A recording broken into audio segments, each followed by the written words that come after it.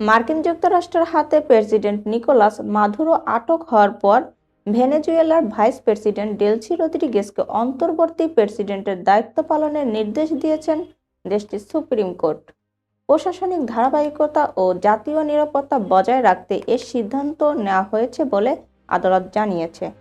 বিবিসির এক প্রতিবেদনে এ তথ্য জানানো হয়। প্রতিবেদনে বলা হয়, প্রেসিডেন্ট মাদুরোর অনুপস্থিতিতে রাষ্ট্র পরিচালনার শূন্যতা এড়াতে ভাইস প্রেসিডেন্ট ডেলসি রদ্রিগেজকে সাময়িকভাবে রাষ্ট্রপ্রধানের দায়িত্ব দেওয়া হয়েছে। আদালতের রায়ে বলা হয়, প্রশাসনিক কাজকর্মের ধারাবাহিকতা বজায় রাখা এবং দেশের সার্বিক নিরাপত্তা নিশ্চিত করার স্বার্থে এই ব্যবস্থা জরুরি। একই সঙ্গে প্রেসিডেন্টের অনুপস্থিতির প্রেক্ষাপটে রাষ্ট্র পরিচালনা, সরকার পরিচালনার বৈধতা ও সার্বভৌমত্ব রক্ষায় কোন আইনগত কাঠামো প্রযোজ্য হবে তা নির্ধারণে আদালত আরও আলোচনা ও পর্যালোচনা করবে বলে জানানো হয়েছে। এর সিদ্ধান্তের মধ্য দিয়ে আপাতত ভেনেজুয়েলার রাষ্ট্র ক্ষমতায় অন্তর্বর্তী নেতৃত্বের ব্যবস্থা কার্যকর হলো। এর আগে যুক্তরাষ্ট্রের প্রেসিডেন্ট ডোনাল্ড ট্রাম্প বলেন, ভেনেজুয়েলার ভাইস প্রেসিডেন্ট ডেলসি রদ্রিগেজকে যুক্তরাষ্ট্রের চাওয়া অনুযায়ী কাজ করলে দেশটিতে সরাসরি সেনা মোতায়েন করা হবে না।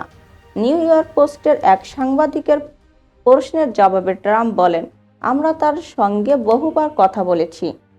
তিনি বিষয়টি বুঝতে পারছেন। ট্রাম্প আরও জানান, ডেলসি রদ্রিগেজ ইতিমধ্যে ভেনেজুয়েলার অন্তর্বর্তী প্রেসিডেন্ট হিসেবে শপথ নিয়েছেন এবং মার্কিন পররাষ্ট্রমন্ত্রী মার্কো রুবিওর সঙ্গে কাজ করতে সম্মত হয়েছেন। নিকোলাস মাদুরোকে আটক করার পর ভেনেজুয়েলার ক্ষমতা কার নিয়ন্ত্রণে থাকবে তা নিয়ে আন্তর্জাতিক পরিসরে আলোচনা শুরু হয়।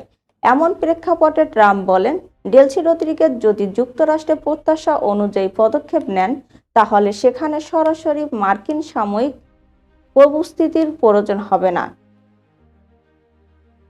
দর্শক, এই ছিল এখনকার মতো সংবাদ। পরবর্তী সংবাদ দেখার আমন্ত্রণ জানিয়ে এখানেই শেষ করছি।